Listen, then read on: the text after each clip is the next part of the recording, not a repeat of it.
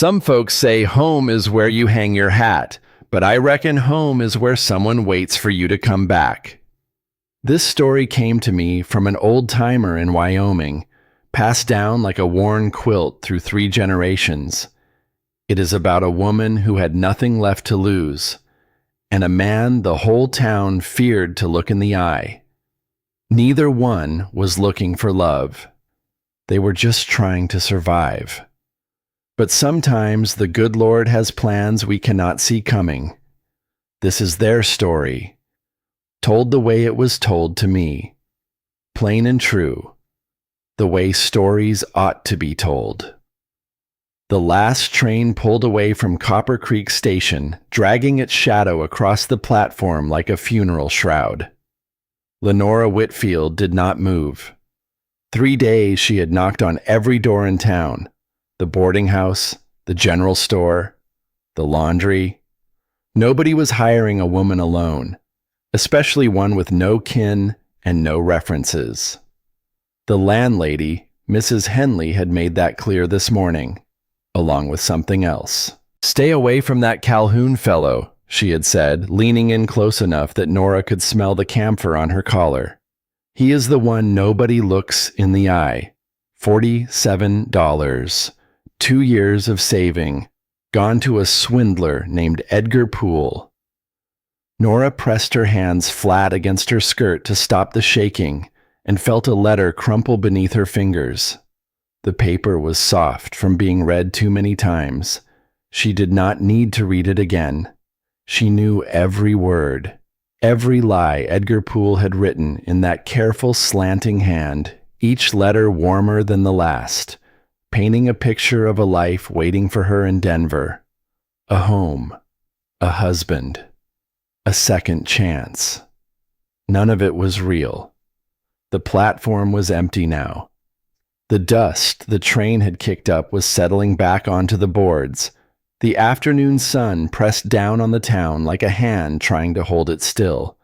Somewhere down the street, a dog barked twice and stopped. The silence that followed was the kind of silence that small towns keep for themselves, the kind that makes a stranger feel how alone she truly is. If this story reminds you of someone who kept going when the road got hard, drop a comment and tell me where you are watching from today. As my grandmother used to say, shared stories warm the heart twice. Nora heard it then. Boot heels on wood, slow, deliberate. The sound of a man who did not need to hurry because nobody was going to get in his way. The 2 men standing at the water trough stopped talking. Their hands went still on the brim of their hats. The old fellow sitting on the porch of the feed store backed inside without a word, the screen door closing behind him with a soft slap. Even the dog had gone quiet. Nora lifted her head. A man emerged from the saloon leading a saddled chestnut horse. He was tall, broad across the shoulders, with a jaw that looked like it had been carved from the same granite as the mountains behind the town. His eyes were the color of winter creek water, pale and cold and giving nothing away. A white scar cut through his left eyebrow, and deep lines were carved around his mouth, the kind that come not from smiling, but from years of keeping it shut. The whole street held its breath. Nora stood up. She picked up her valise with one hand and stepped off the platform into his path before she could think better of it. Later, she would wonder what made her do it. She had never been a brave woman. She had been a careful woman, a quiet woman, the kind of woman who kept her head down and her hands busy and waited for trouble to pass. But something in that moment, something about the empty platform behind her and the empty road ahead of her and the weight of 47 stolen dollars pressing on her chest, something made her step forward. The chestnut horse snorted and tossed its head. The man's hand moved to the reins, steadying the animal with a touch that was firm but not rough. His eyes never left her face. Up close, she could see the stubble on his jaw, the dust on his coat, the way his hat sat low over his forehead, as if he were trying to keep the world from seeing too much of him. Mister. Her voice came out steadier than she expected. The two men at the water trough had not moved. She could feel their stares on her back like heat from a stove. I am not asking for charity, she said. I am offering a deal. He did not answer, just looked at her the way a man looks at a stray dog blocking the road, deciding whether to go around or wait it out. Nora lifted her chin. She was not a tall woman. She was not a young woman.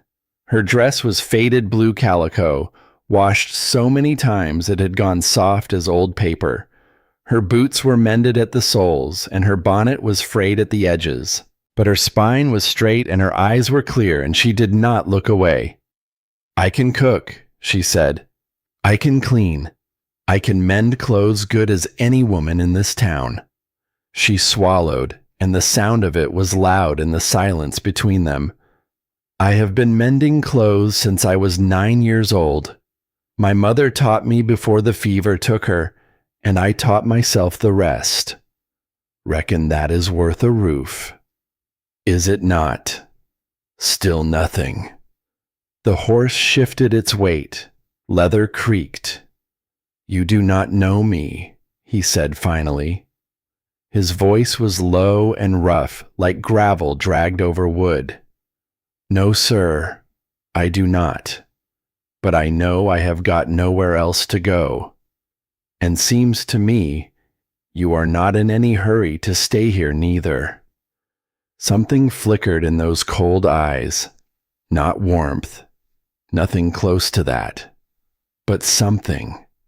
Like the shadow of a bird passing over still water. There and gone before you could name it. He looked past her toward the boarding house where Mrs. Henley was watching from behind the curtain, then back to Nora. His gaze dropped to her hands, the calluses across her palms, the scar across her right knuckle from a loom accident 3 years back in the mills, the nails cut short and rough, working hands, hands that knew labor. There is a meal house across the street, he said. I will buy you supper. You tell me your story. He paused, and the pause lasted long enough for Nora to hear her own heartbeat. Then we will see. He walked toward the small building without looking back. Nora stood there for a moment, her heart hammering against her ribs. The men at the water trough were staring openly now. Mrs. Henley's curtain had dropped back into place. Nora picked up her valise and followed. The meal house smelled of bacon grease and boiled beans and the sharp tang of coffee that had been sitting on the stove too long. 4 wooden tables scarred with knife marks and ring stains from 1,000 tin cups. A counter at the back where a woman in a stained apron was wiping the same spot over and over, her eyes on Nora and the man walking in together. Flies buzzed against the window glass, throwing tiny shadows that danced across the table. Nora followed the man to a corner booth away from the light. He sat with his back to the wall and his eyes on the door, the way men sit when they have learned not to trust what comes up behind them. He ordered 2 bowls of navy bean soup without asking what she wanted. She did not complain. When the food came in brown stoneware bowls with dented tin spoons, Nora waited. She watched him pick up his spoon first. Only then did she reach for her own. He noticed, said nothing. Name is Silas, he said between bites. Silas Calhoun. Nora. Lenora Whitfield. Whitfield. He repeated the name slowly, turning it over the way a man turns a coin in his fingers. That your married name was. Nora tasted the soup. Salt and pork fat and soft beans. Her stomach clenched with hunger. She had not eaten since yesterday morning. Thomas passed 2 years back. Typhoid took him. Silas grunted, kept eating. We worked the mills together, Nora continued. Lowell, Massachusetts. 12-hour shifts, 6 days a week. She set down her spoon. He was a good man. Did not deserve what took him. Most folks do not. She told him the rest. The advertisement in the Boston paper. The letters from Edgar Poole. Each one warmer than the last. Each one painting a future she could almost touch. The $47. 2 years of savings. Skipped meals. Shoes mended until the soles wore through. Got here 3 days ago, she said. Poole never showed. Checked with the telegraph office. No such man registered in Denver. Her hands lay flat on the table, palms down. She did not try to hide the calluses or the scars. She was done hiding. I got swindled, Mr. Calhoun. Plain and simple. Silas mopped the last of his soup with a piece of bread. His eyes moved to her hands again. The calluses, the scars, the way she held them open on the table as if she had nothing left to conceal. You got kin back east, he said. None that want me. Friends, not anymore. He chewed, swallowed, set down his bread. The noise of the meal house filled the silence between them. Clattering dishes, low voices, a chair scraping the floor. Place I got is 2 hours out, he said. Cabin my ma built with my pa before I was born. She passed 2 years ago. I have been there alone since. Nora waited. Her pulse beat hard in her throat. She could feel it in her wrists, in the tips of her fingers, in the place behind her eyes where tears lived when she would not let them fall. It is not much. 1 room, a loft, a well out back. He met her eyes, and for the first time she saw something other than cold in them. Not warmth, not yet, but something steady, something that might have been honesty. The kind of honesty that does not dress itself up or apologize for what it is. I am not looking for a wife, he said. Not the way you mean. But I could use someone to keep house, cook, tend what my ma left behind, and in return, roof over your head, food in your belly, my name, if you need it to keep folks from asking questions. Nora's mouth went dry. The sounds of the meal house seemed to fade until there was nothing but his voice and the beating of her own heart. Why, she said, you do not know me from Adam. Silas was quiet for a long moment. He looked at the table, at his empty bowl, at the breadcrumbs scattered on the wood. My ma came out here the same way you did, he said finally.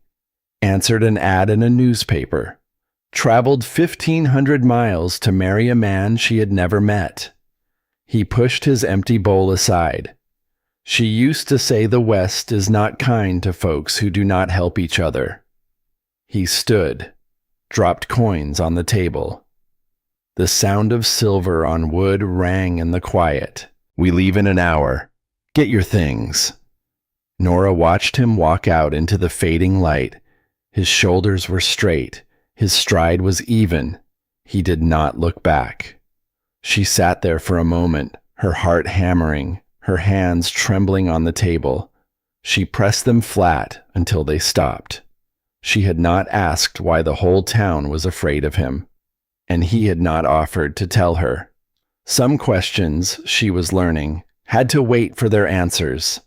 The trail wound through yellow hills under a sky so wide it hurt to look at.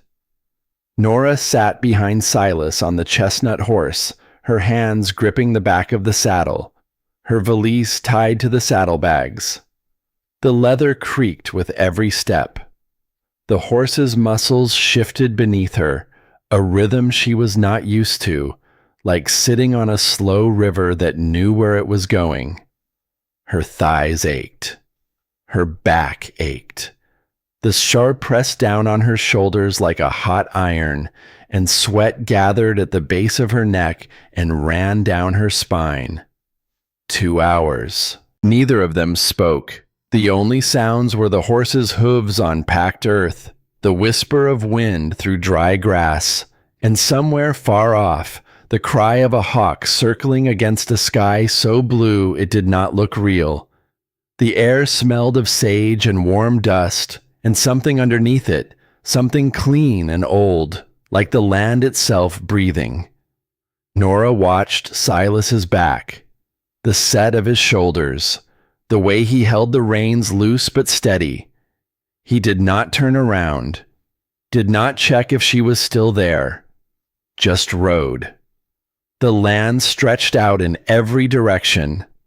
No fences, no roads, no houses. Just grass and sky and the blue line of mountains in the distance. Nora had never seen so much empty space in her life. In Lowell, you could not walk 10 feet without bumping into someone. Here, a person could disappear and never be found. The thought settled in her stomach like a cold stone. They crested a ridge and Silas pulled the horse to a stop. Below them, tucked into a fold of the valley like a secret the land had been keeping, sat a cabin. It was smaller than Nora had imagined. Gray pine boards weathered silver by years of sun and wind. A roof of wooden shakes patched in places with newer timber. One window facing east, the glass clouded with dust. A porch running along the front, the boards sagging slightly in the middle where countless boots had worn them thin. But behind it, a creek ran clear and bright over a bed of smooth stones. Willow trees lined the banks, their branches trailing in the water, like fingers reaching for something they could not quite hold. The sound reached her even from here. A soft, constant murmur, like someone humming a song with no words. Silas nudged the horse forward without a word. They rode down the slope and stopped in front of the porch. He dismounted, then held the horse steady while Nora climbed down. Her legs nearly buckled when her boots hit the ground. She grabbed the saddle to steady herself. He led the horse to a small corral behind the cabin without comment. Nora stood alone in front of the door, her valise in her hand, looking at the place that was supposed to be her home. The door was not locked. It swung open at her touch, hinges groaning like an old man getting out of bed. Inside, dust hung in the air, caught in the slant of light from the window. Golden dust. The kind that looks like tiny worlds spinning in a beam of sun. Nora stepped over the threshold. Her boots left prints on the floor, the first new prints in what looked like a long time. One room. A cast-iron cook stove in the corner, cold and black, the kind that takes an hour to heat and holds the warmth all night. A table with 2 chairs, one of them pushed back as if someone had just stood up and never returned to push it in. The wood of the table was smooth from years of elbows resting on it, from hands folding over plates, from the quiet, ordinary weight of living.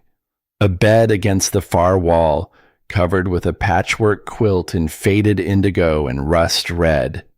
The stitches were small and even, the work of someone who knew what they were doing, someone whose hands had patience and care and a kind of love that showed itself not in words, but in the space between one stitch and the next. A rocking chair sat beside a Franklin stove, angled toward the window, as if the person who sat there liked to watch the light change across the valley. A basket of mending rested beside it, a needle still threaded, stuck into a half-finished patch.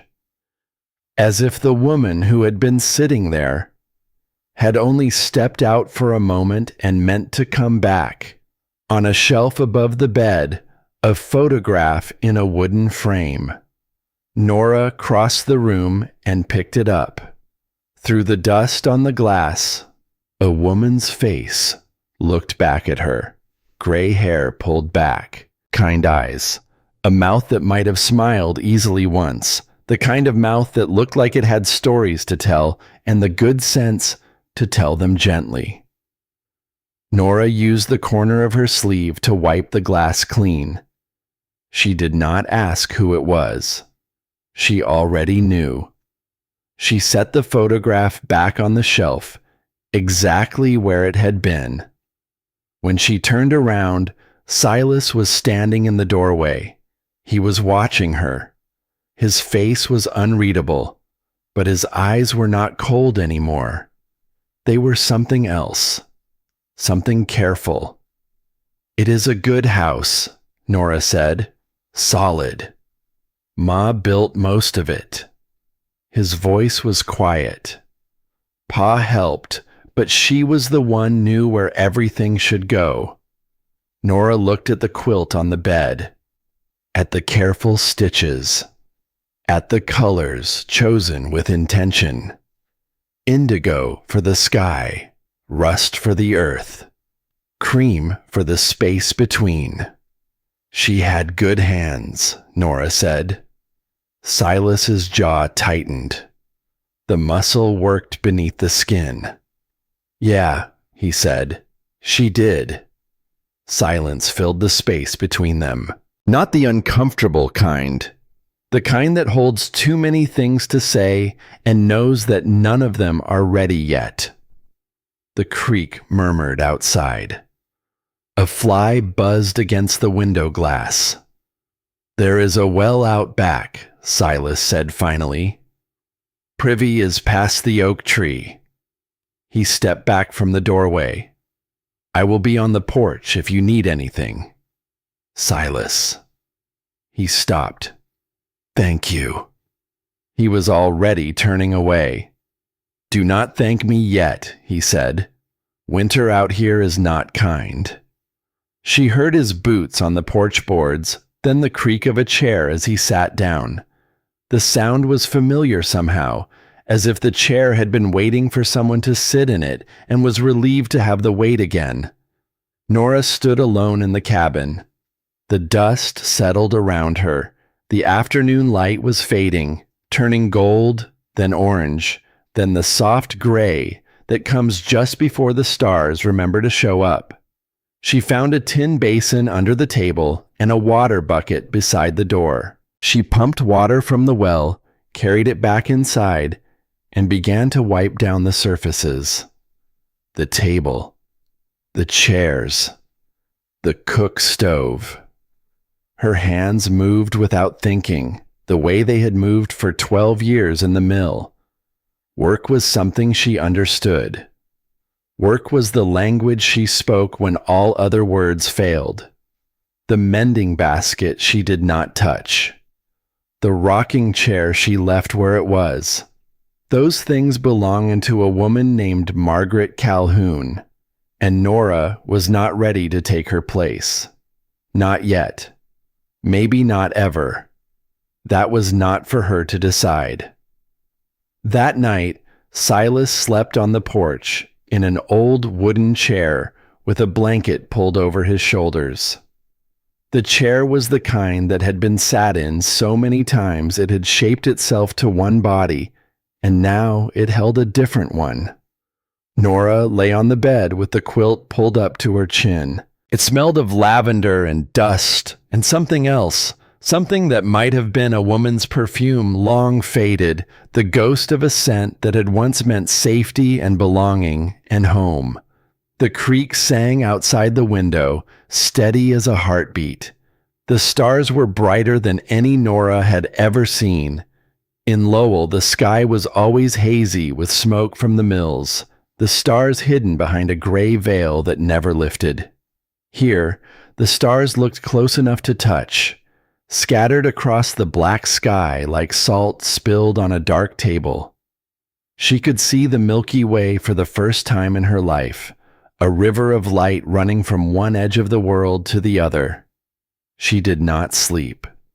Sometime in the small hours, when the moon had moved halfway across the sky and the shadows in the cabin had shifted and rearranged themselves like guests at a party, she heard Silas get up. heard his footsteps cross the porch, slow and careful, as if he were trying not to wake the boards beneath him, heard him stop at the door. He stood there for a long moment. She could feel him on the other side of that thin wooden door, standing in the dark, listening. She did not know what he was listening for. Maybe the sound of the creek. Maybe the silence of an empty room that had once held a voice he loved. Maybe he was just standing there the way people stand at the edge of things, not ready to step forward, not able to step back. She did not know what she was holding her breath for. Then he walked away. His footsteps faded into the silence, and the night closed around the cabin again, like water filling in behind a stone.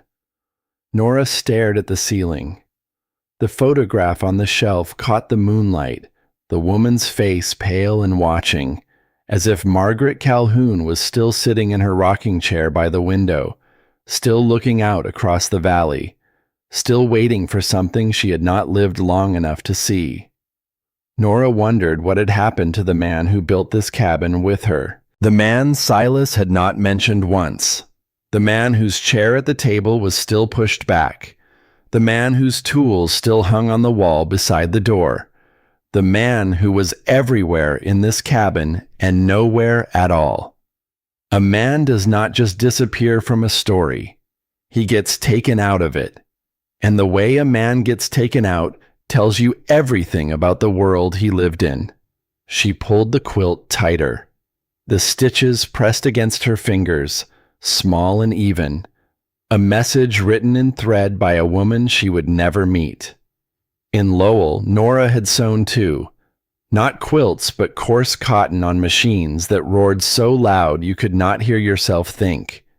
Her stitches had been fast and functional. The stitches of survival. These stitches were different. These stitches had time in them. These stitches had care. She closed her eyes. She thought of Thomas, the way he used to fall asleep with his hand on hers, his breathing slow and steady in the dark of their rented room above the mill. She thought of the letters from Edgar Poole, the lies that had felt so much like truth because she had needed them to be true. She thought of the man on the porch whose name she barely knew, who had offered her shelter for reasons she did not fully understand. She was 30 years old, and she was lying in a dead woman's bed in a cabin at the edge of the world with nothing to her name but a worn valise and a pair of working hands. And somehow, for the first time in 2 years, she was not afraid. She was not hopeful either. She was something in between, something quiet and still, something that might, if she was careful, if she was patient, grow into whatever came next. Outside, the creek kept singing, and somewhere on the porch, in the dark, a chair creaked once and went still. The first month passed in silence and small gestures. Nora learned the rhythm of the cabin the way a person learns a new language, one word at a time. The creak of the floorboards in the cold morning, each board with its own voice, its own complaint about the weight it had been carrying. The way the light moved across the room as the day turned, starting in a thin gold line at the east window and sweeping slow as a clock hand across the table, the stove, the rocking chair, until it disappeared behind the western ridge and left the cabin in the soft blue that comes before the stars. She learned the sound of Silas's boots on the porch before dawn. 2 steps, a pause, the creak of the chair as he sat down with his coffee, then the long silence that meant he was watching the valley wake up. She learned that he took his coffee black and his eggs fried hard, and that he ate without talking and left the cabin before the sun cleared the ridge. She learned when to speak and when to stay quiet. Mostly she stayed quiet. They talked maybe 10 sentences a day, sometimes fewer. Good morning. Coffee is ready. I will be back before dark. The gate on the corral needs mending. Simple sentences, practical sentences.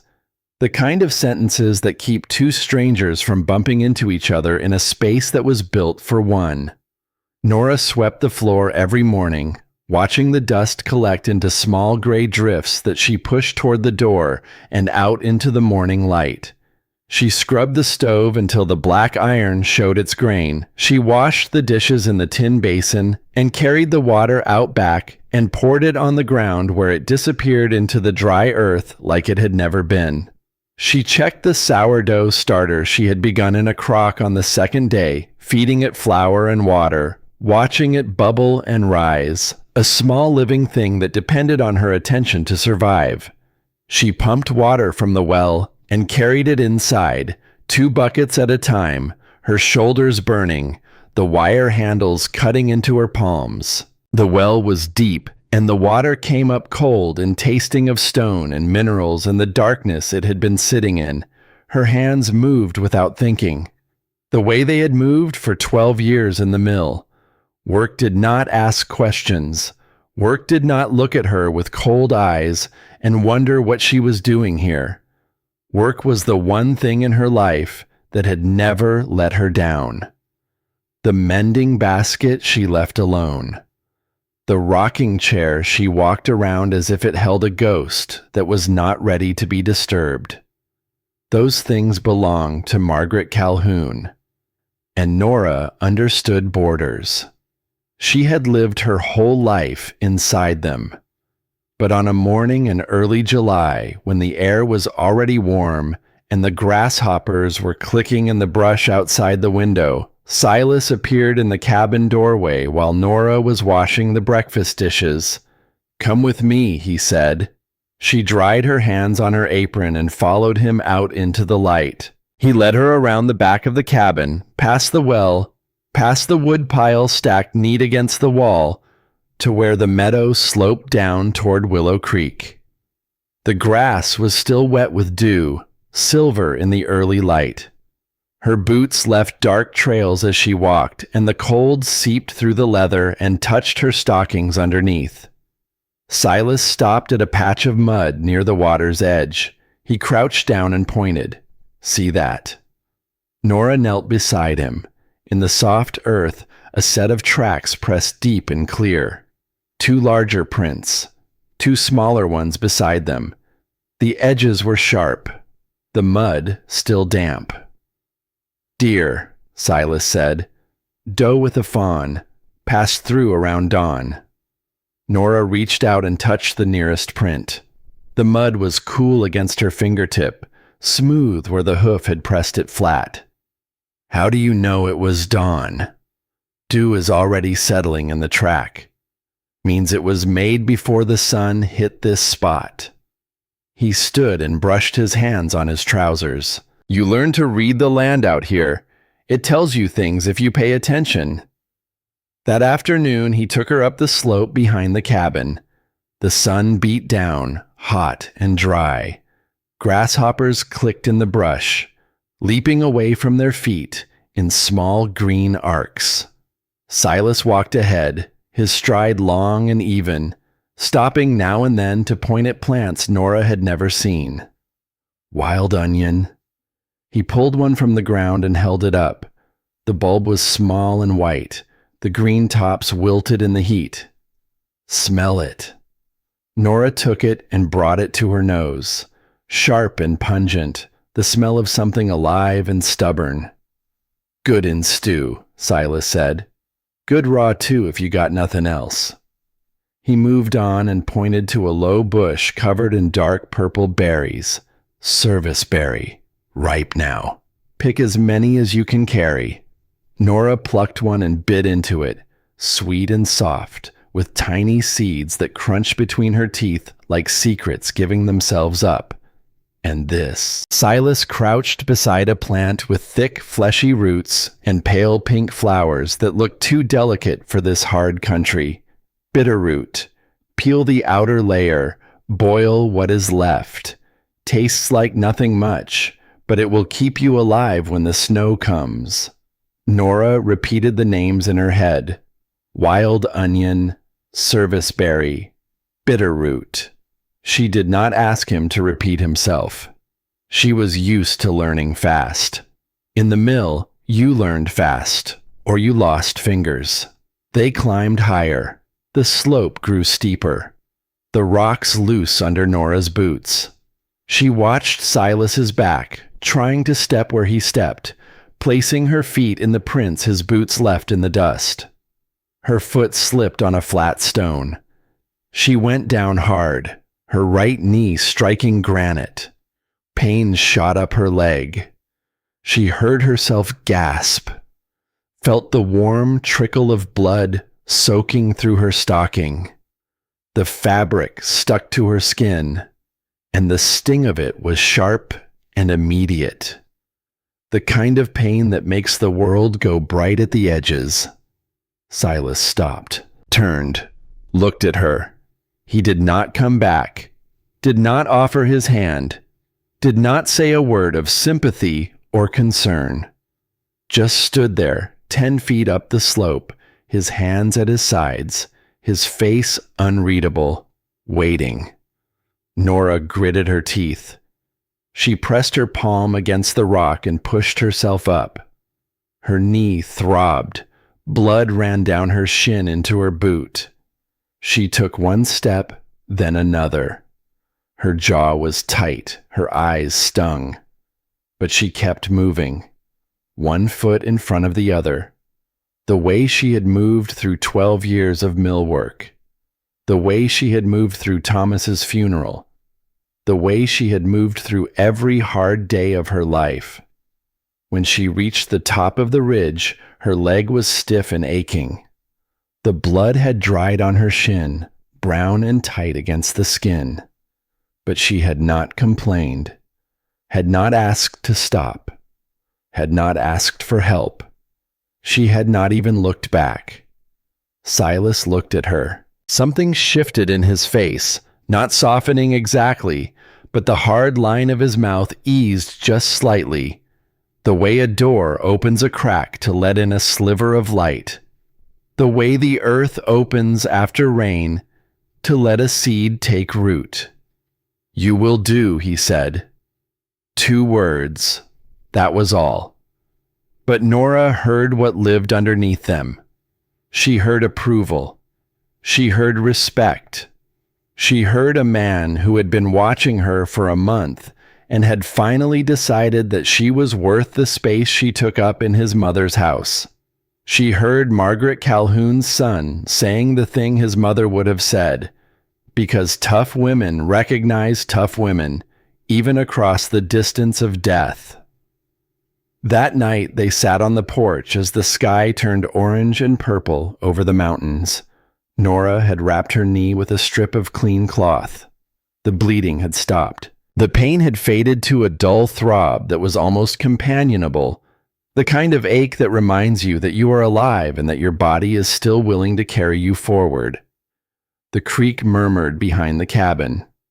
A nightbird called somewhere in the meadow, 3 notes rising and falling, and another bird answered from the tree line, the same 3 notes in a different key.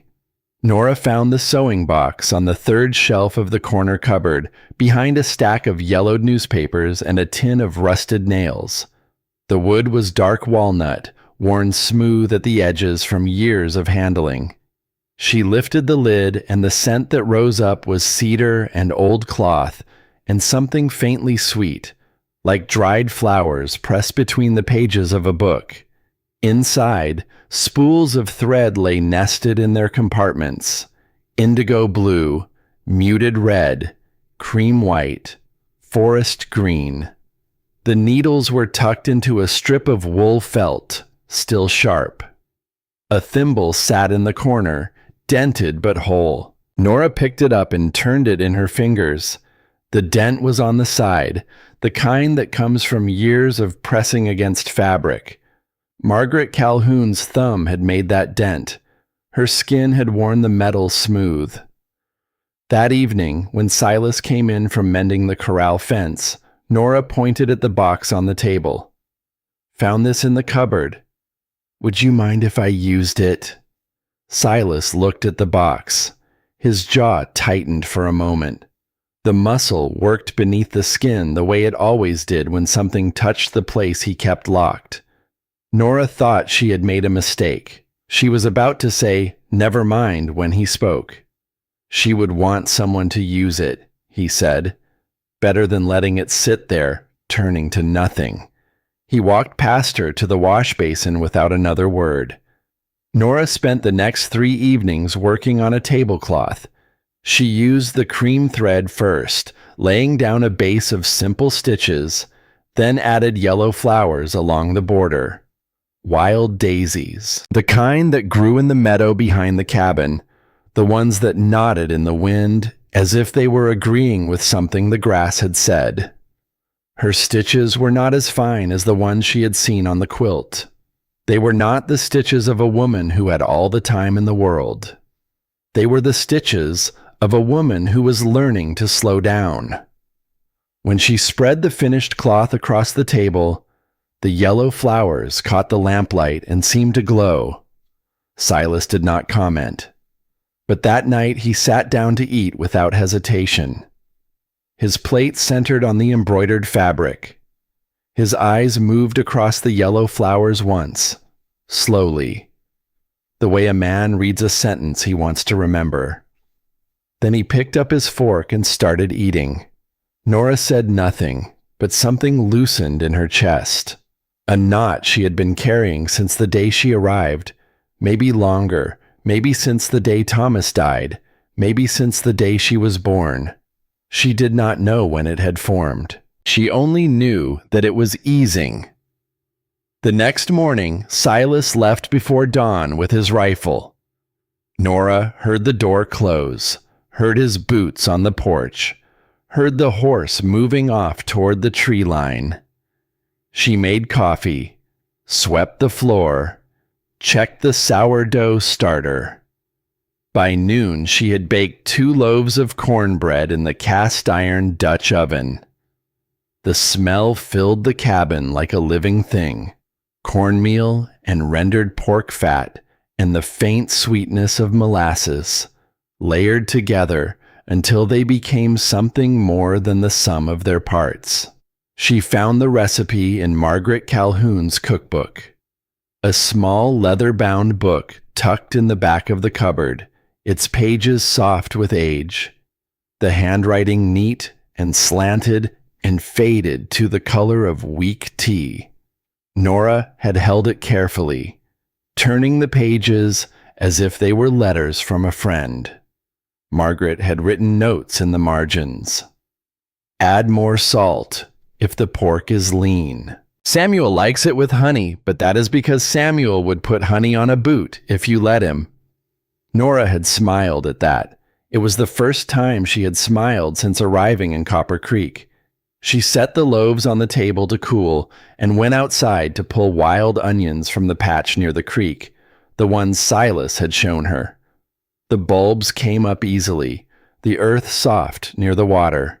She washed them in the creek and carried them back inside, the smell of them sharp on her fingers.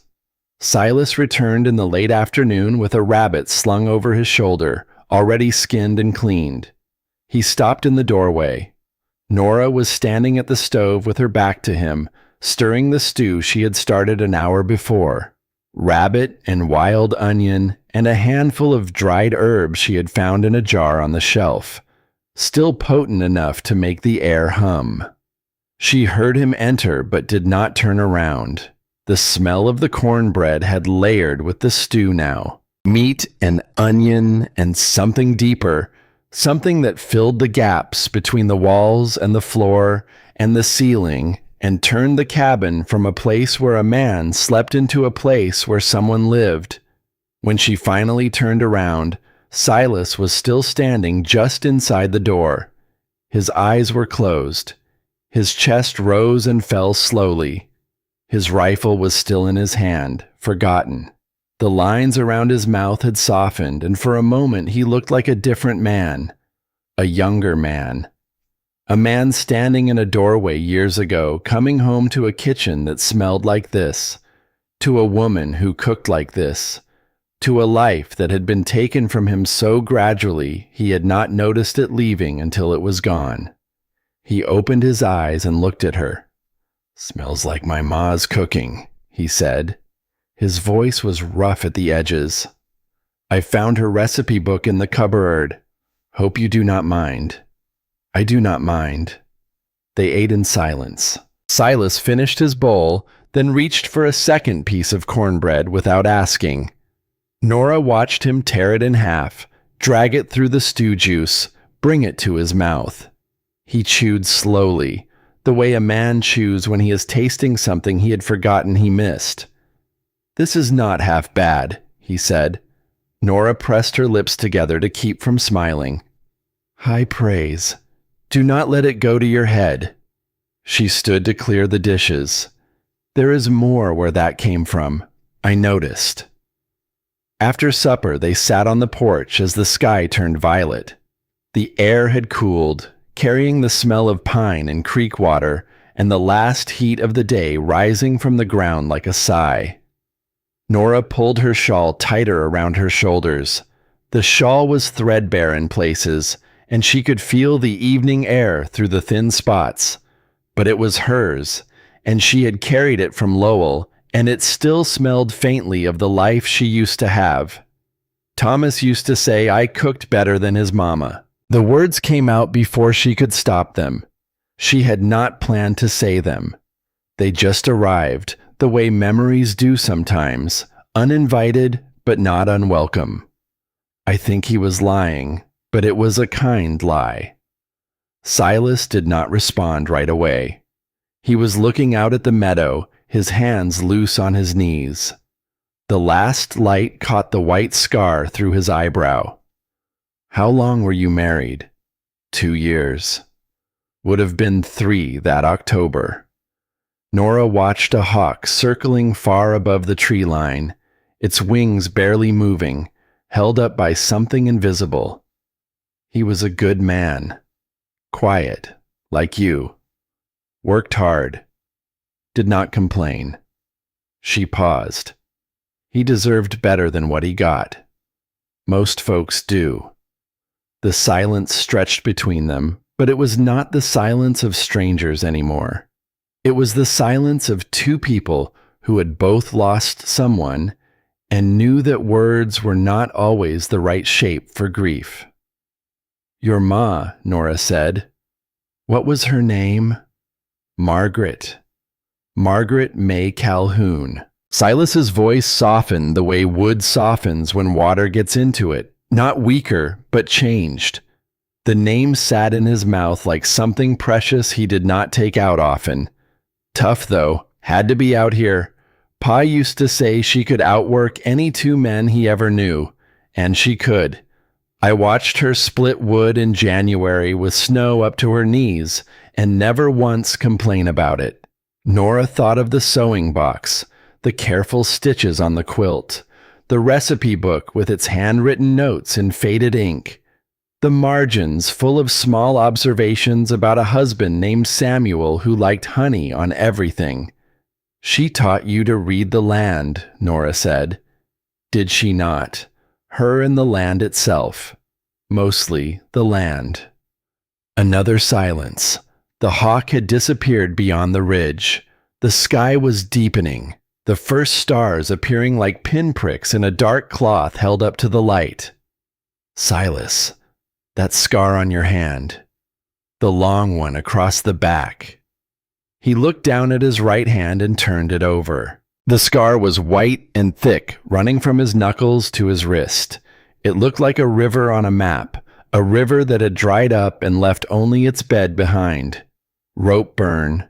10 years ago. Cattle got spooked during a drive. Line caught my hand wrong. He did not say more.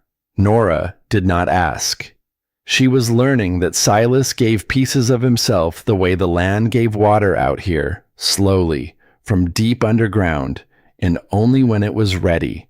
But later that night, lying in the dark with the sound of the creek through the window, she noticed something she had not noticed before. Silas had come home earlier today than any day since she arrived, and when he had stood in that doorway, eyes closed, breathing in the smell of cornbread and stew, the hard lines around his mouth had softened. For just a moment, the man the whole town feared had looked like a boy coming home. A boy who remembered what it felt like to walk through a door and find someone on the other side who cared enough to make the air smell like belonging.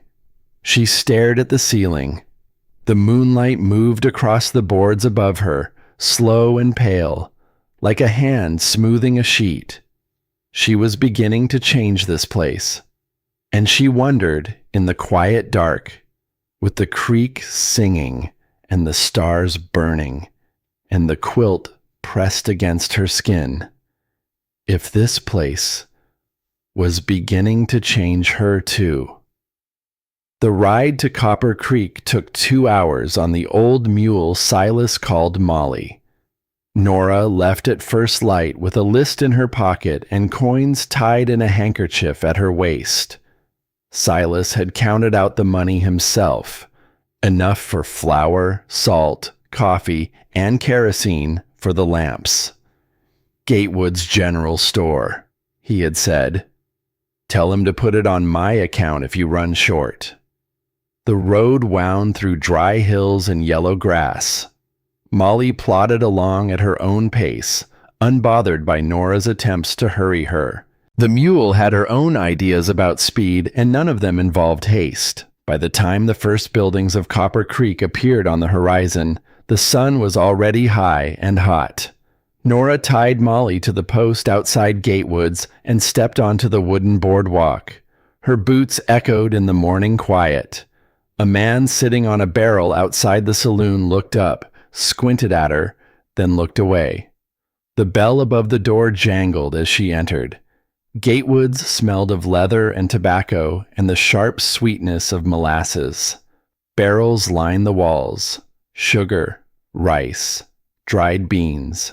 Shelves climbed to the ceiling, stacked with tinned goods and bolts of fabric. Behind the counter, a thin man with spectacles looked up from his ledger. 2 women stood near the pickle barrel, their heads bent close together. At the sound of the bell, they stopped talking. Their eyes moved to Nora, then to each other, then away. The kind of look that says everything without saying a word. Nora walked to the flower shelf. She could feel their stares on her back like needles pressed against cloth, not quite breaking the skin, but letting you know they were there. She reached for a 5-pound bag, turned it over to check for weevil holes. She was squeezing the bag between her fingers, feeling for the telltale lumps, when the voice came from behind her. "You are the one living out at the Calhoun place." Nora turned. The woman was perhaps 50, with gray hair pulled back tight enough to stretch the skin at her temples, and a black dress buttoned to her throat despite the heat. Her eyes were small and hard, like stones polished by a river that had no kindness in it. Her mouth was pressed into a thin line that looked like it had been that way for years. "Yes, ma'am. I am. I am Cordelia Harlan." The name landed in the room like a stone dropped into still water. The 2 women by the pickle barrel had stopped pretending. The man behind the counter had frozen with his pen above the ledger. Even the dust in the air seemed to hold still. "Mrs. Harlan," Nora said. She kept her voice even. "Pleased to meet you." "I doubt that." The woman stepped closer. She smelled of lavender water and something sour underneath. The smell of someone who has been angry for so long it has gotten into her skin. "My son Emmett lost the use of his hand because of that man you are keeping house for. Did he tell you that?" Nora's fingers tightened on the flour sack. "He told me there was trouble." "Trouble?" Cordelia Harlan's lip curled. "Is that what he called it? That man is dangerous, girl. He has a temper no one can control. You would do well to get away from him while you still can." The 2 women by the pickle barrel were watching openly now. Mr. Gatewood behind the counter had set down his pen. The room was waiting. Nora set the flour sack on the counter. She looked at Cordelia Harlan directly, not with anger, not with fear, with the steady calm of a woman who had spent 12 years in a room full of machines that could take your fingers off if you blinked at the wrong time.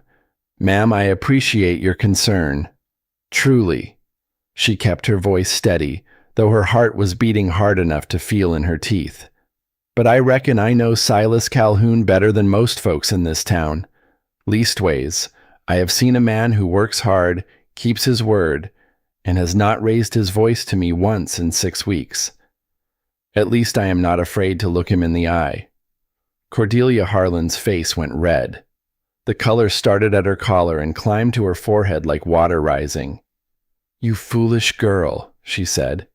"You do not know what you are dealing with." "Maybe not." Nora placed the kerosene can beside the flour. "But I know what I have seen. And what I have seen is enough." She turned to the man behind the counter. "Mr. Gatewood, I would like to settle up, please." She paid in coins, every last one. She did not put anything on Silas's account. Let them see she had her own money. Let them see she was not some helpless creature being kept against her will. Let them see her hands counting out the coins, steady and sure, the hands of a woman who had earned every penny herself. The ride back felt longer than the ride in. The sun beat down on Nora's shoulders. Molly's hooves kicked up dust that stuck to her sweaty skin. The valley stretched out around her, golden and silent, and for the first time it did not feel empty. It felt like it was holding something, holding its breath maybe, waiting to see what she would do next. By the time the cabin came into view, her throat was dry and her head ached and her hands were still shaking from the encounter in Gatewood's store. Silas was sitting on the porch when she rode up. He stood as she dismounted, took Molly's reins without a word, led the mule to the corral. Nora carried the supplies inside. Her hands were shaking. She set them on the table. That night they ate in silence. The cornbread sat untouched between them. Nora pushed beans around her plate. Her appetite was gone, replaced by something that sat in her stomach like a stone that would not dissolve. Finally, she set down her fork. "I met Cordelia Harlan today." Silas's hand stopped halfway to his mouth. He lowered his spoon.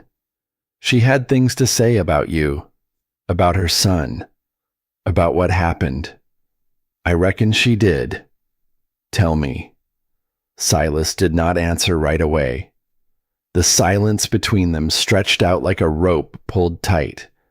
Outside, the creek murmured its endless song. A night bird called somewhere in the darkness, and this time, no bird answered back. "Emmett Harlan," he said finally. "Year and a half ago. Card game at the saloon." He picked up his coffee and took a slow sip. He had been drinking, losing, decided I was cheating him. "Were you?" "No." "What happened?"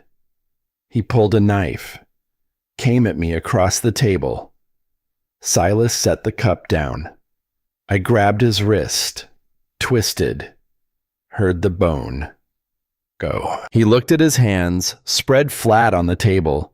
The scar from the rope burn caught the lamplight. Was not proud of it, but it was him or me. Nora watched his face, the hard line of his jaw, the way his eyes stayed fixed on his hands as if they had done something he could not undo, which they had. "Why did you not tell the sheriff?" "Harlan's got money. Sheriff has debts." He shrugged, and the shrug was not casual. It was the shrug of a man who has learned that justice is a thing that belongs to people who can afford it. Does not take much figuring. So you just let them say whatever they wanted about you. What was I going to do? Stand in the street and argue with every fool who believed the Harlan version. He shook his head. Was not worth the trouble. Nora reached across the table. Her fingers brushed the back of his hand. Just for a moment. Light as a breath. Light as the touch of a thread against skin before the needle pulls it through. I believe you, she said. Silas looked up. His eyes searched her face. The lamplight was between them, flickering slightly, making shadows move across the walls. Just like that, he said. I worked 12 years in a mill full of liars, Silas. I know what a man looks like when he is telling the truth. He stared at her for a long moment. The creek sang outside. The lamp flickered. And something shifted in his face. Not softening. Not exactly. But the wall behind his eyes. The wall he had been building since before she met him. The wall he kept between himself and every living soul in Copper Creek seemed to thin. Like a sheet of ice on a river in March, still there, still solid. But you could see the water moving underneath for the first time. You are a strange woman, Nora Whitfield. I have been called worse. The corner of his mouth twitched, almost a smile. The ghost of one, anyway. The memory of what a smile used to feel like before he had stopped making them. Outside, the wind had picked up. Nora heard it moving through the grass, heard the creak of the porch boards, heard something else beneath it all. A low, distant rumble that might have been thunder, that might have been something else entirely. Silas's head turned toward the window. His almost smile disappeared. Storm coming, he said. Big one, by the feel of it. Nora looked out at the darkening sky. The clouds were piling up over the mountains, heavy and dark, the color of bruises. She did not know yet how right he was. She did not know that the storm coming was bigger than weather. She did not know that it would change everything. But sitting there at that table, with the lamplight flickering between them and the taste of cornbread still in the air and the sound of the creek singing its patient song outside the window, she knew one thing. She knew she was not leaving. And for the first time since Thomas died, she knew there was somewhere she wanted to stay. The evening came on slow and golden. Nora sat on the porch with a torn shirt in her lap, her needle moving through the worn fabric in small, even strokes. The thread was cream-colored from Margaret's sewing box, and it caught the last light as it passed through the cloth. Silas was beside her in the other chair, a whetstone in one hand and his hunting knife in the other. The scrape of steel against stone filled the silence between them, steady and rhythmic, like a pulse. Their shoulders were close, not touching, but near enough that Nora could feel the warmth of him through her sleeve. The heat of a man who had spent the day in the sun, working the land his mother had loved, carrying the weight of a name that no one in Copper Creek spoke without lowering their voice. Neither spoke. The sky turned orange, then purple, then the deep blue that came just before the stars remembered where they were. The creek sang behind the cabin, the same song it had been singing since before anyone built anything on its banks. Somewhere in the meadow, a nightjar called its evening song, 3 notes dropping like stones into still water. Nora tied off her thread and bit it clean. Done. Silas glanced at the mended shirt, nodded once, went back to his knife. She did not move to go inside. Neither did he. They sat until the stars came out, scattered across the black sky like salt spilled on a dark table. The air cooled and the smell of the meadow changed, from dry grass and dust to something softer, something that carried the memory of water and green things growing in secret. Nora pulled her shawl tighter. Silas set down his knife and whetstone, rested his hands on his knees. His fingers were long and scarred, and the knuckles were thick from years of work. Capable hands, hands that could break a man's wrist or gentle a frightened horse, and somehow both of those things lived inside the same pair of hands. "Good night," Nora said finally. "Night." She went inside, but before she closed the door, she looked back. Silas was still sitting there, looking out at the darkness, the starlight catching the lines of his face. He did not look lonely. He looked like a man who had been lonely for so long that he had forgotten what it felt like. And now, something was reminding him, and he did not know yet whether that was a good thing or a terrible one. The next morning, Nora woke to an empty cabin. She found Silas on the porch, standing at the railing, his coffee untouched beside him. Steam rose from the cup in the cool air, curling upward and disappearing like a thought that could not hold its shape. "What is it?" she said. He did not answer immediately. She stepped out beside him, pulling her shawl tight against the morning chill, and followed his gaze. The creek murmured below. The meadow stretched out silver with dew. The mountains stood where they always stood, patient and old. But something was different this morning. Nora could feel it before she could name it. The air had a weight to it, a waiting quality, like the whole valley was holding its breath. "Your ma," Nora said. "She used to sit right where I sit every evening." Silas nodded, said the sound of the water helped her think. Nora listened. The creek murmured over its stones, steady and low. She understood what Margaret had meant. The water did not try to solve anything. It just kept moving. It just kept going. "Silas," she said, "what happened to your pa?" His hands tightened on the railing. The knuckles went white. She watched the tendons stand out on the backs of his hands like ropes pulled taut. The silence stretched between them. The creek kept singing. A magpie landed on the corral fence and tilted its head, watching them with one bright eye. "That," Silas said. His voice was flat and careful, the voice of a man walking across ice and testing each step before he put his weight down. "That is a story for another night." He pushed away from the railing and walked off the porch without looking at her. His boots crunched on the gravel path. He went to the corral and saddled the chestnut horse with movements that were quick and tight, the movements of a man putting distance between himself and something he was not ready to face. Nora stood alone on the porch. She watched him ride out toward the north pasture. She watched until he disappeared over the ridge and the dust settled, and there was nothing left but the meadow and the creek and the mountains and the question he would not answer. She looked at the empty chair beside hers.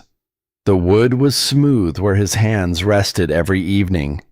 The seat was worn to the shape of his body. This place held more than dust and memories. It held secrets. And Silas Calhoun was not ready to share them. Not yet. But the fact that his hands had shaken when she asked, the fact that his voice had gone flat in that careful way, the way a man's voice goes flat when he is standing on top of something that could collapse if he puts too much weight on any single word, told her something. Whatever had happened to Samuel Calhoun was not a small thing. It was not a story about an old man falling off a horse on a narrow trail. It was the kind of thing that breaks a family open and leaves the pieces scattered across years and generations. The kind of thing that turns a boy into a man who cannot let anyone look him in the eye because he is afraid of what they might see there. She could wait. She had waited 12 years in a mill. She had waited 2 years for a grief to loosen its grip on her chest. She knew what patience looked like. She knew it did not look like doing nothing. It looked like showing up every day and doing the work and letting time do what time does, which is to wear things smooth. The days that followed changed something between them. It was nothing you could point to and say there, that is when it happened. It was more like the way a river changes the shape of a stone. Not all at once, not in any single moment, but slowly, gradually, until one day the stone is different and you cannot remember what it looked like before. Silas came home earlier each afternoon, not by much, maybe 30 minutes, maybe an hour, but Nora noticed. She noticed the way his boots sounded on the porch, not heavy anymore, but almost eager. The way a man walks when there is something at the end of the walk he is looking forward to. He stayed longer on the porch after supper. The evening stretched out like taffy, slow and sweet. Nora sewed. Silas whittled or sharpened tools or simply sat with his hands on his knees and his eyes on the valley. Their chairs were closer than they used to be. Close enough that sometimes when Nora shifted to cut her thread, her elbow brushed his arm, and neither of them moved away. One evening, Silas came in from the corral and found Nora at the stove, stirring a pot of rabbit stew. He stood behind her for a moment. She could feel him there, the way you feel the sun on your back even when you are not looking at it. "Smells good," he said. "Recipe book," she said. "Page 14. Your mother wrote that it needs more time than you would think." She always did know what things needed, Silas said, even when they did not know it themselves. He walked to the wash basin. Nora kept stirring, but her hand had paused for half a breath when he said it, because she had heard what was underneath those words. She had heard him talking about more than his mother. She had heard him talking about what was happening in this cabin, in these rooms, between these two people who had come together out of necessity and were slowly, carefully, like two animals circling a water hole, learning that they did not need to be afraid of each other. That night the temperature dropped. Nora lay on the bed under the quilt, pulled up to her chin. The wind pushed against the walls of the cabin and found the gaps between the boards. Cold air slipped in, thin as a blade, touching her ankles and the back of her neck. She pulled the quilt tighter, curled her knees to her chest. The fire in the Franklin stove had burned down to coals, and the heat was fading, and the cold was coming in to take its place. She heard the porch boards creak, heard footsteps, slow, careful. The door opened, not all the way, just enough for a man to step through. Nora lay still. Her eyes were closed. Her breathing was even.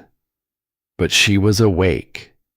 She had been awake since the wind started. She heard him cross the room, heard the soft sound of wool against wool.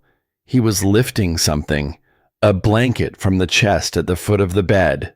She felt the weight of it settle over her, gentle as a hand laid on the shoulder of a sleeping child. The blanket was heavy and warm and smelled of cedar and old wool. He stood there. She could feel him standing there, looking down at her in the dark. She did not know what his face looked like in that moment. She did not open her eyes to see. But she could hear his breathing, slow and deliberate, the breathing of a man who was trying very hard not to feel what he was feeling. And she could feel something else in the room. A tenderness so quiet it was almost not there.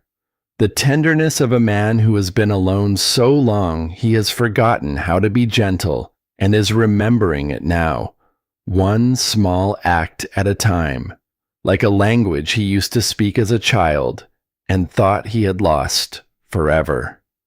Then he turned and walked out. The door closed softly behind him. The porch boards creaked once, twice, and then there was silence. Nora opened her eyes. She stared at the dark ceiling. Her heart was beating in a way it had not beaten in 2 years. Not fast, not afraid, but awake. The way a heart beats when it has been sleeping for a long time and something has come along and reminded it what it was made for. She pulled the new blanket up to her chin. It was still warm from where it had been stored. She pressed her face into the wool and breathed. She did not say anything the next morning, neither did he.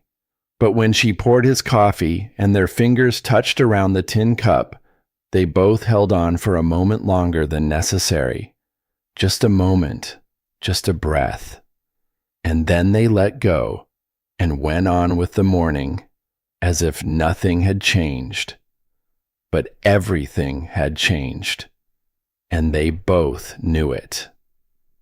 The following week, Nora was hanging wash on the line behind the cabin when she noticed something she had not seen before. Near the base of the old oak tree, half hidden by tall grass, a small wooden cross stood in the ground.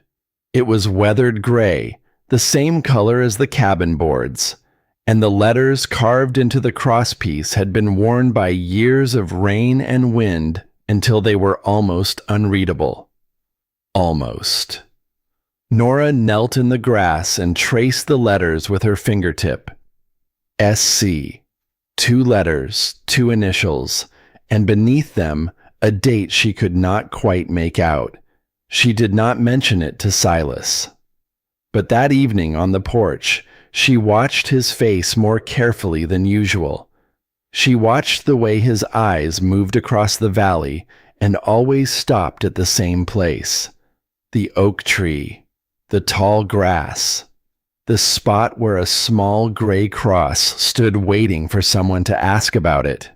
2 weeks later, on an evening when the sky was clear and the stars were so bright they cast shadows on the porch, Silas did not stand up when the night got cold. He did not walk off into the dark the way he usually did when the conversation got too close to something real.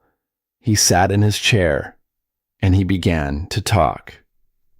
My pa died when I was 12, he said. Nora did not move. She did not turn to look at him. She kept her eyes on the valley and her hands still in her lap, and she listened the way the creek listened to the stones, without judgment, without hurry, without trying to change the shape of what was passing through.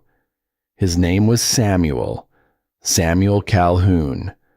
Best carpenter in the territory, built this cabin, built the corral, built the church in Copper Creek, the one with the white steeple, built half the buildings in that town, matter of fact, worked with his hands, from sunup to sundown, and never once did I hear him say a bad word about the work, or the weather, or the hand he had been dealt. His voice was low. Not rough the way it usually was, but low, as if the words were coming from a place deep inside him that had not been opened in a long time, and the hinges were stiff, and every word had to be pulled out like a nail from old wood. Ma used to say he had hands that could talk to wood, that he could look at a piece of pine and see the table inside it before he picked up the saw. He made her a rocking chair for their first anniversary, the one in there by the window. Carved roses into the armrests because her name was Margaret, and he said Margarets were just wild roses that had not been properly introduced yet. She laughed at that. She had a good laugh, my ma, the kind that made you want to say something funny again just to hear it one more time. Silas paused. The creek filled the silence with its murmuring. He died on a Tuesday, October. I remember because the aspens had just turned and the whole valley was gold. Ma sent him out to check the fence line along the north ridge. Someone had been cutting the wire. 3rd time that month. His hands were on his knees. Nora could see them in the starlight, the fingers spread, pressing hard against the fabric of his trousers. He did not come back. The words fell into the darkness like stones dropped into deep water. You could not hear them hit bottom. Ma went looking at Don, found him at the base of the cliff by the creek bend. The horse was standing nearby, still saddled, not a scratch on it. Sheriff Combs said he fell, said the trail was narrow and the light was bad and it was an accident. Silas's jaw clenched. The muscle worked under the skin. But Ma knew Pa could ride a horse better than he could walk. She knew that trail because they had ridden it together 100 times. She knew the fences had been cut 3 times, and she knew who owned the land on the other side of those fences. He did not say the name. He did not need to. Nora heard it in the silence. Harlan. She had no proof, Silas continued. No witnesses. Nothing but what she knew in her heart and what she had seen with her own eyes. And out here, a woman's word against a man with money was no word at all. The sheriff did not investigate. The town did not ask questions. People looked away. They just looked away. His voice broke. Not like a plate breaking, sudden and sharp. Like a dam breaking, slow at first, a crack, then a trickle, then everything coming through at once. She lived 20 more years with that. 20 years watching the man who took her husband walk the streets of that town like he owned the world. 20 years sitting on this porch every evening, listening to the creek, carrying the truth like a stone in her chest that she could never set down because there was nobody to set it down in front of. His shoulders were shaking. His hands came up and covered his face. The sound that came from behind his fingers was not a sob. It was something deeper and older than that. It was the sound of 20 years of silence breaking open. The sound of a 12-year-old boy who had watched his mother grieve alone and had taken that grief into his own body and carried it without complaint, the way his mother had taught him to carry everything, quietly, and without asking anyone for help. Nora did not speak. She did not reach for him. She did not say, "I am sorry," or "it will be all right," or any of the words that people say when they do not know what else to say and are afraid of the silence. She sat beside him. She placed her hand on his shoulder, and she let the silence hold what the words could not. The fire had burned down. The creek sang its patient song. The stars turned overhead, slow and indifferent and beautiful, the way stars are when they are watching something small and human and full of pain that they have seen 1,000 times before and will see 1,000 times again. Silas lowered his hands. His eyes were red. His face was wet. But his breathing had steadied. The shaking had stopped. He sat there looking out at the valley, at the place his mother had loved, at the land that held his father's bones. He turned and looked at Nora. "You are the first person I have told," he said. "I know," Nora said. The words were simple. 2 words. But they held everything that needed to be held. They held, "I am here."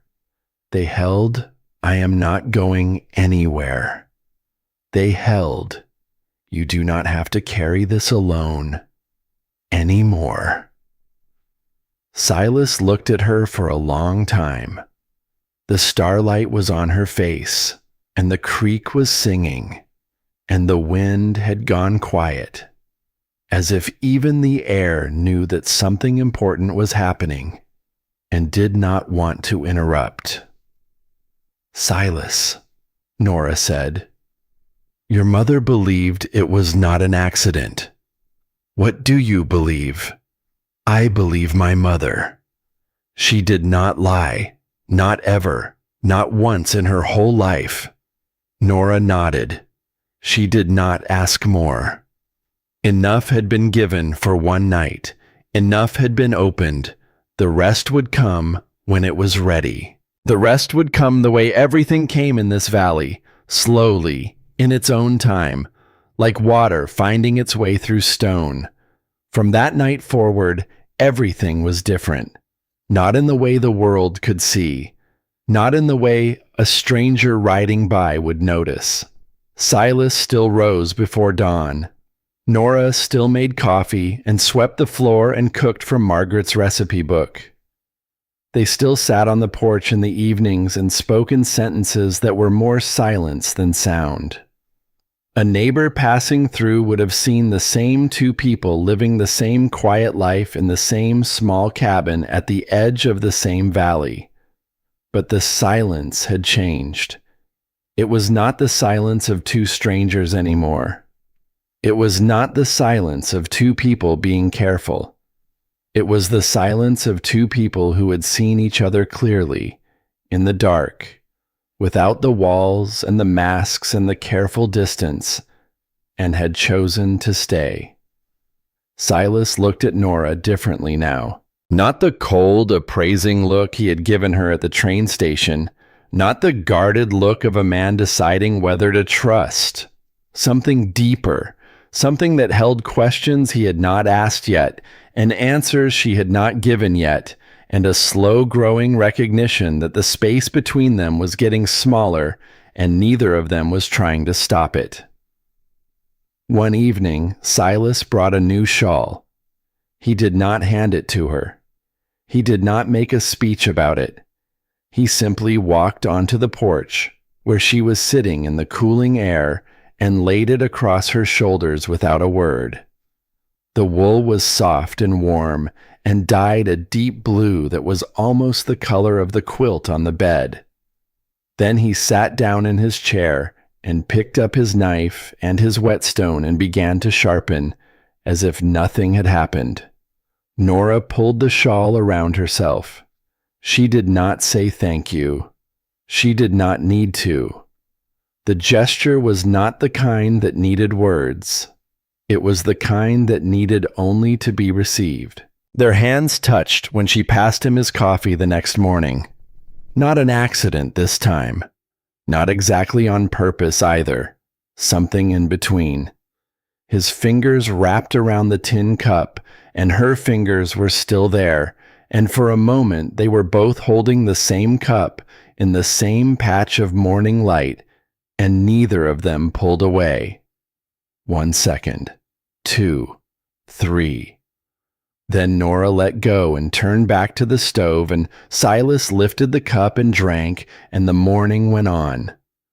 But something had been said in those 3 seconds. Something that did not need language.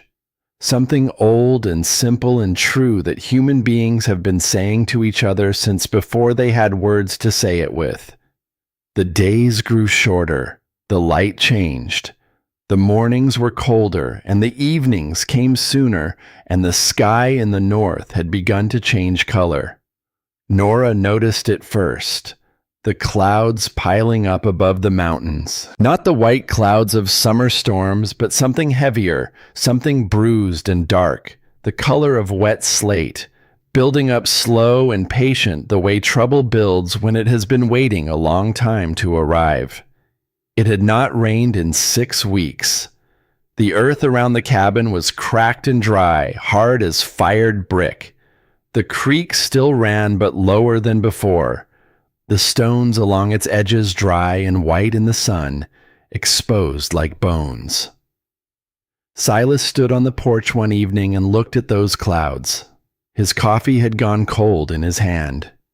His eyes were narrow and his jaw was set, and Nora could see something in his face that she had not seen before.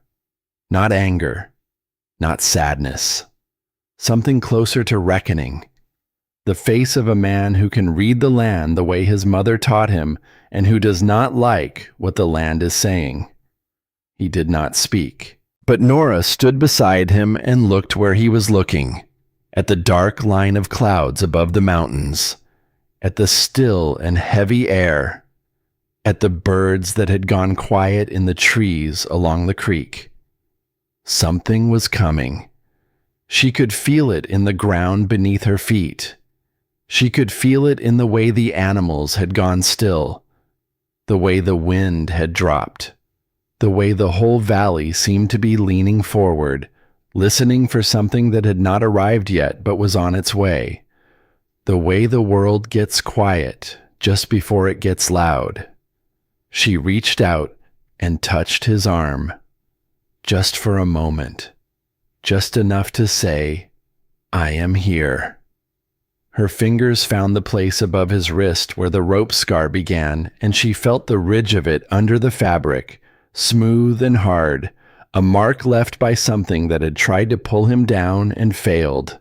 Silas looked at her, and in his eyes she saw the same thing she felt in her own chest, the knowledge that whatever was coming, they would face it together, not because they had promised to, not because anyone had asked them to, not because a preacher had read words over them or a piece of paper had been signed, but because somewhere in the long, quiet days and the shared meals and the evenings on the porch and the silence that had become its own kind of conversation, they had become something to each other that neither of them had expected and neither of them was willing to give up. The clouds kept building, the air kept pressing down, and the creek, for the first time since Nora had arrived, sounded different. Not its usual gentle murmur. Something underneath. Something restless and deep. Like a voice trying to warn someone who was not listening yet. The sky to the north was wrong. Nora saw it first. She was standing at the well, pulling up the bucket, when she looked toward the mountains and felt something cold move through her chest. The clouds were not clouds anymore. They were a wall of darkness piled high above the peaks, heavy and swollen, the color of wet slate, building for weeks, and finally ready to open. She set the bucket down and walked to the porch. Silas was already there, standing at the railing, his coffee untouched on the rail beside him. Steam rose in the cool air, but he was not looking at the coffee. He was looking at the sky the way a man looks at a letter he does not want to open. "Been dry 6 weeks," he said. His voice was flat, quiet. The voice of a man who is doing arithmetic in his head and does not like the answer. Ground is baked hard as stone. Mountains been holding the snowmelt back. When that water comes down, it will not soak in. It will run. And it will run fast.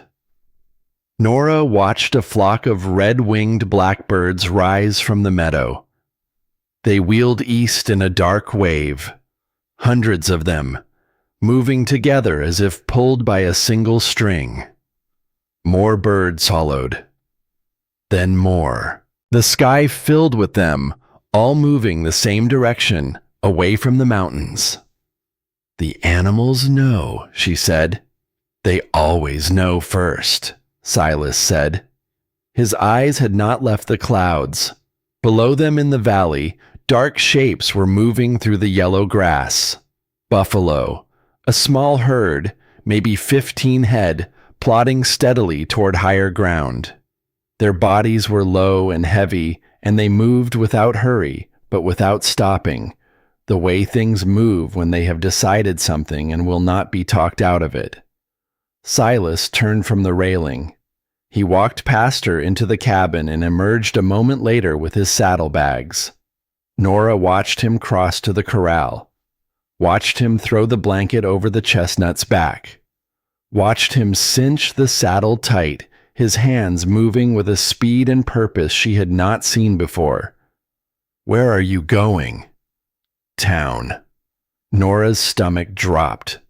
The word landed between them like a stone thrown into still water. "Silas, they are sitting right in the path. The creek runs straight through Main Street. When that water hits, it will take everything with it."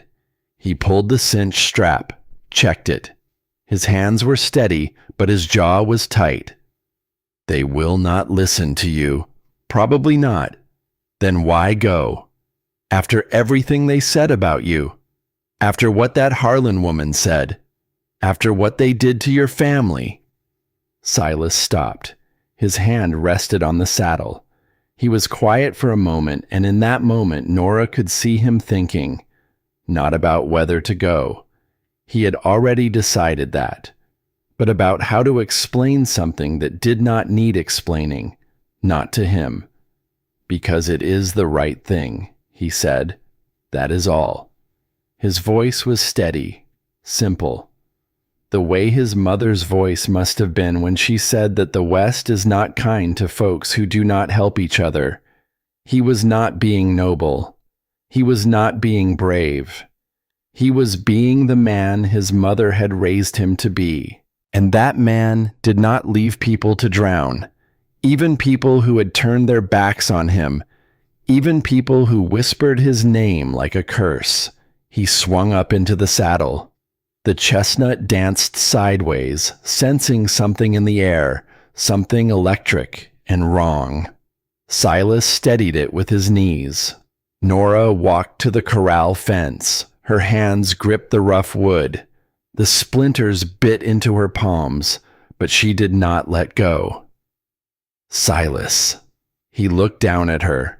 The morning light was behind him, casting his face in shadow. She could not read his expression, but she could see his eyes, and in them was something she had not seen before. Not cold, not guarded, open. The way a door is open when a man knows he might not walk back through it and wants to make sure the last thing he sees is the face of the person who matters. Do you have to come back? The question hung in the air between them. Nora heard it differently than she had meant it, heard what she was really asking. Not do you have to, but will you? Please, will you come back to me? Silas held still in the saddle.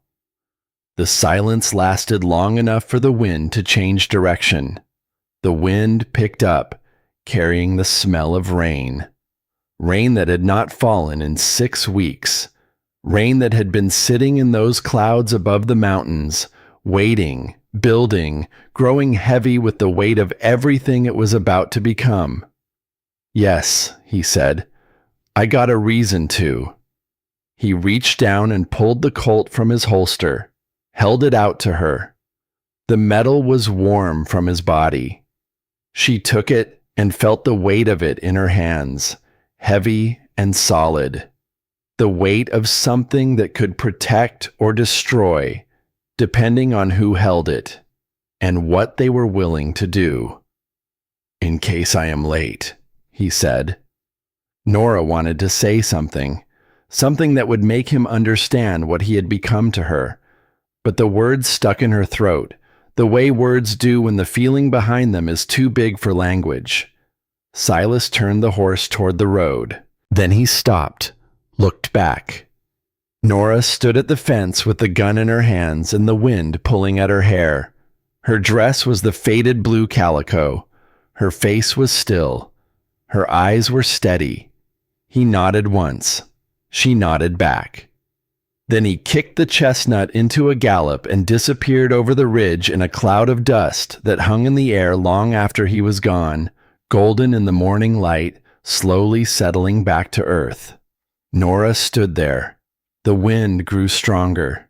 It carried the smell of rain and something else, something metallic and cold, the smell of water that has been held in darkness for too long and is coming now whether anyone is ready or not. She walked back to the porch and sat down in Silas's chair. The wood was still warm from where he had been sitting the night before. She laid the Colt across her lap and waited. The clouds rolled closer. The birds had all gone silent. Even the creek seemed to hold its breath. Then she saw it, in the far distance where the mountains met the sky. A wall of darkness moving down the valley. Not clouds, not shadow, Water. A churning brown wave carrying trees and debris, rolling toward the valley below like the hand of something ancient and angry and patient. Something that had been waiting in the mountains for 6 weeks and had finally decided it was time. The town was directly in its path, and Silas was riding straight toward it. Silas rode into Copper Creek at a hard gallop. Main Street was quiet. A few folks on the boardwalk. A wagon parked outside Gatewoods. The saloon doors swinging in the rising wind. Nobody looked up until he pulled his horse to a skidding stop in front of the sheriff's office. The chestnut's hooves threw up a spray of dust and gravel that rattled against the wooden boards like hail. "Flood coming." His voice cracked across the street like a whip. "Get to high ground, now." Heads turned, faces stared. Nobody moved. Sheriff Lyle Combs stepped out of his office, one hand resting on his gun belt.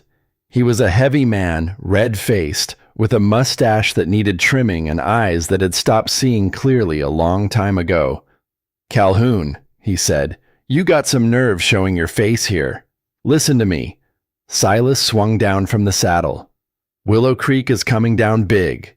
The whole valley is going to be underwater inside an hour. Flood." Combs laughed. "It has not rained in 6 weeks.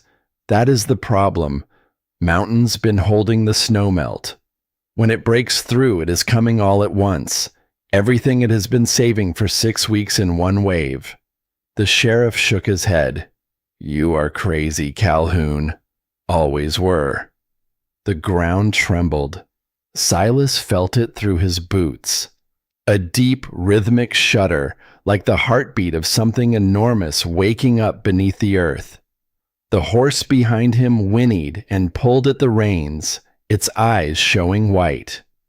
"You feel that?" Silas pointed toward the north end of town, where the valley narrowed between two ridges. "That is the water coming down through the canyon." People were gathering now, stepping out of stores and off porches. The 2 women from Gatewoods. The old man from the saloon. Emmett Harlan, his left wrist still wrapped in a canvas brace, standing in the doorway of the feed store with his good hand gripping the frame. They all stared at Silas. Nobody moved. Then the sound came. A roar. Low at first, like distant thunder that would not stop. It grew louder, deeper. The boards under their feet began to shake. The windows in Gatewood's store rattled in their frames. A glass fell off the counter inside and shattered on the floor. Silas did not wait for permission. He ran to the nearest house, a low wooden building at the creek end of Main Street, and hammered on the door with his fist. "Get out. Get to the church. Now." The door opened. A woman with a baby on her hip stared at him, eyes wide, mouth open, the face of a person who has just realized that the world is not what she thought it was 5 seconds ago. "Go." He grabbed her arm. Not rough, but firm. The way you grab someone when there is no time for gentle. "Run." The roar was getting louder. Silas could see it now. A dark line at the far end of town, moving fast. Brown water and churning foam carrying branches and fence posts and something dark that tumbled and rolled and might have been a dead calf or might have been a piece of someone's barn. People finally started to move. Screams, running feet, the crash of doors slamming open, the sound of a town waking up to what was coming. Silas went from house to house, pounding on doors, shouting, dragging people out when they moved too slow. An old man who could barely walk. A boy who had frozen in the middle of the street. A woman who kept trying to go back for her cat. The water hit the first buildings while Silas was still in the street. It came up to his knees in an instant, then his thighs, then his waist. Cold. Shockingly cold. The kind of cold that takes your breath and replaces it with nothing. The current grabbed at his legs, trying to pull him down, trying to spin him around, trying to make him part of what it was carrying. He braced himself against the hitching post. The wood groaned under the pressure. The water churned past, brown and thick with mud and debris. Carrying a broken chair, and a length of fence wire, and an empty barrel that spun slowly in the current like something dreaming. A scream cut through the noise. Silas turned. 30 feet away, clinging to a porch rail, a child was struggling against the water, small, maybe 5 years old. A boy with yellow hair plastered to his head, his mouth open, his tiny hands white on the rail. Cordelia Harlan's grandson. Nora had never met the boy, but Silas knew him. He knew every face in this town, even though none of them would look at his. Silas pushed off from the post. The current slammed into him. It tried to spin him. He fought it. 1 step. 2. The water was up to his chest now, pressing against him like a giant hand that wanted to push him under and hold him there. The boy's grip was slipping. His fingers were sliding on the wet wood. His eyes were wide and full of something that no 5-year-old should ever have to feel. Silas lunged. His hand closed around the child's wrist just as the small fingers let go of the rail. He pulled the boy against his chest, felt the thin arms wrap around his neck, felt the small body shaking. "I got you." The words came out rough and broken. "Hold on." He looked around. The church was on higher ground, 50 yards away. Between him and the church, the water churned with debris, broken boards, a spinning chair, something dark that moved beneath the surface. On the roof of the nearest house, people were gathering. He could see Cordelia Harlan up there, her face white, her mouth open, her hands reaching down. Silas waded toward the house. Each step was a battle. The water pushed and pulled, trying to tear the boy from his arms. His boots slipped in the mud beneath. Twice he nearly went down. The second time his head went under and he tasted mud and creek water and something bitter and cold. He came up choking. The boy was still holding on, still breathing. "Take him." Silas lifted the boy over his head. His arms burned. His shoulders screamed. Hands reached down from the roof. Cordelia Harlan's hands. The hands of the woman who had called him dangerous. The hands of the woman who had told Nora to run. Those hands closed around her grandson's body and pulled him up, and the boy was safe. The current caught Silas sideways. His feet went out from under him. He went under, swallowed water, came up sputtering. His hand found a window frame, and he held on, his fingers digging into the wood, his chest heaving. The water kept rising. For 2 hours, Silas moved through the flood, wading, swimming, pulling people from windows and porches. His hands bled from the rope he used to haul a family onto the general store roof. His shoulders burned from lifting. His legs cramped in the cold water. He found Emmett Harlan trapped in the feed store, water up to his chin, his braced wrist tangled in a nail that had caught the canvas wrapping. Emmett's face was gray. His eyes were wide. He was not struggling anymore. He was just waiting. Silas kicked the door open, cut the canvas brace free with his knife, dragged the man out into the current and pulled him to the nearest roof without a word. Emmett stared at him. The man whose hand he had broken was saving his life. Emmett said nothing, let himself be pulled to safety. While Silas fought the flood in Copper Creek, Nora fought her own battle at the cabin. The creek rose fast, faster than she had expected. The gentle murmur she had fallen asleep to every night became a growl, then a roar. The water that had run clear over smooth stones was now brown and thick and angry, carrying branches and mud and things she could not name. She moved quickly. She took Margaret's sewing box from the table and placed it on the highest shelf. She took the recipe book and wrapped it in oilcloth and set it beside the sewing box. She lifted the photograph of Margaret from its shelf and held it for a moment, looking at the kind face behind the dusty glass, then placed it with the other things, up high, where the water could not reach. The water crept across the yard. It reached the bottom step of the porch. Nora felt it through her boots, cold and insistent, like something alive that wanted in. Then she heard the horse. The mare in the corral was screaming. Not the whinny Nora was used to, but a high-pitched sound of pure terror. The water had reached the corral. It was up to the horse's hocks, then its belly. The animal was throwing itself against the fence, eyes rolling white, hooves churning the brown water into foam. Nora grabbed the colt and shoved it into her waistband. She ran to the corral. The water was up to her knees, and the cold of it was a shock that made her gasp. The mud sucked at her boots. Each step was a fight. She reached the gate and fumbled with the latch, her fingers numb, the metal slippery with water and mud. The latch gave. She hauled the gate open and grabbed the mare's halter. The horse fought her, pulling back, eyes wild. Nora planted her feet in the mud and held on. She had no experience with horses.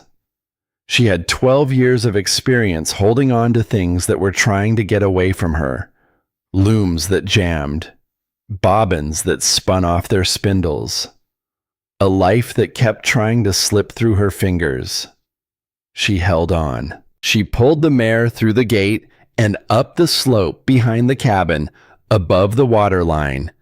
The horse was shaking. Nora was shaking. Her dress was soaked to the waist. Her boots were full of mud. She tied the mare to the fence post on the high ground and stood there for a moment, catching her breath, her hands on her knees. When she straightened up and looked back at the cabin, the water had reached the porch. It lapped at the boards, dark and patient, testing the edges of everything Silas's mother had built. But the cabin held.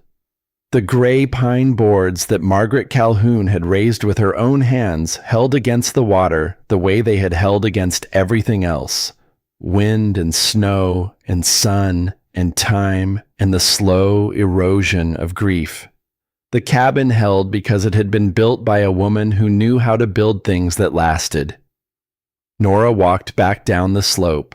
She waded through the water to the porch, climbed the steps, and sat down in Silas's chair. The water swirled below her. The sky was dark. The rain had started, not heavy yet, but steady, cold drops that hit her face and ran down her neck. She sat there with the colt in her lap and waited. The water rose for another hour, then stopped. Then slowly, it began to recede. The creek pulled back, leaving behind a dark line of mud on the porch boards, a mark that said, "This is how high I came, and this is where I decided to stop." Night fell. The rain stopped. The stars came out, bright and cold, indifferent to what had happened below them. Nora sat on the porch. She had not moved, she had not eaten. She had not lit the lamp inside because there was nothing inside she wanted to look at. The only thing she wanted to see that was a man on a horse coming over the ridge. The ridge was dark. The road was empty. She waited. The stars turned overhead. The creek murmured again, quieter now, retreating back into itself. Midnight passed. 1 o'clock. 2. The cold settled into her bones. Her wet dress clung to her skin. She pulled the blue shawl Silas had given her tight around her shoulders and breathed into the wool and smelled cedar and him. He did not come. 3 o'clock. 4. The sky was still dark. The stars were fading, but the sun had not arrived. The in-between hour. The hour when the world holds its breath and decides what kind of day it is going to be. Nora sat in the chair. Her hands were folded over the colt. Her eyes were on the ridge. She had lost Thomas to typhoid in a rented room above a mill. She had listened to him cough for 3 weeks, and she had held his hand when the coughing stopped, and she had sat alone in that room afterward, in the silence that was louder than any machine in the factory below. She knew what it felt like to wait for someone who was not coming back. She was not ready to learn it again. The first light touched the ridge, pink and thin, the color of hope when it has been up all night and is not sure it has anything left to give. Nora leaned forward in the chair. A shape appeared on the ridgeline, dark against the brightening sky, moving slowly. A horse and rider coming down the slope toward the cabin. Nora stood up. The colt slipped from her lap and clattered on the porch boards. She did not pick it up. The rider came closer. It was not the chestnut horse. It was a gray mare, borrowed, smaller than the chestnut, moving with the careful steps of an animal that has been ridden hard through the night and is running on nothing but the will of the man on its back. Silas.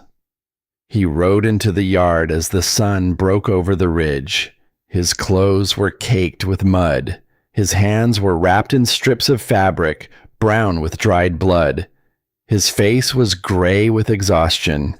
He sat in the saddle the way a man sits when the only thing keeping him upright is the knowledge that someone is watching and he does not want to fall. Nora walked down the steps. She crossed the muddy yard. She took the reins from his hands. His fingers opened slowly, stiffly, as if they had forgotten how to let go. "I will see to the horse," she said. "You go inside." He wanted to argue. She could see it in his face. The part of him that had been doing everything alone for years, the part that did not know how to let someone else carry the weight. But his hands were shaking, and his eyes were red, and the words would not come. He let her lead him to the porch. He sat down on the top step, heavily, the way a man sits when his body has finally used up everything it had, and there is nothing left but the sitting. He closed his eyes. When he opened them, the sun was high. He was lying on the bed inside the cabin. A blanket pulled over him. His boots were off. His hands had been washed and wrapped in clean white bandages. The careful wrapping of someone who knew how to tend a wound, who had been tending wounds in one way or another for most of her life. Nora sat by the window. Her needle moved through fabric.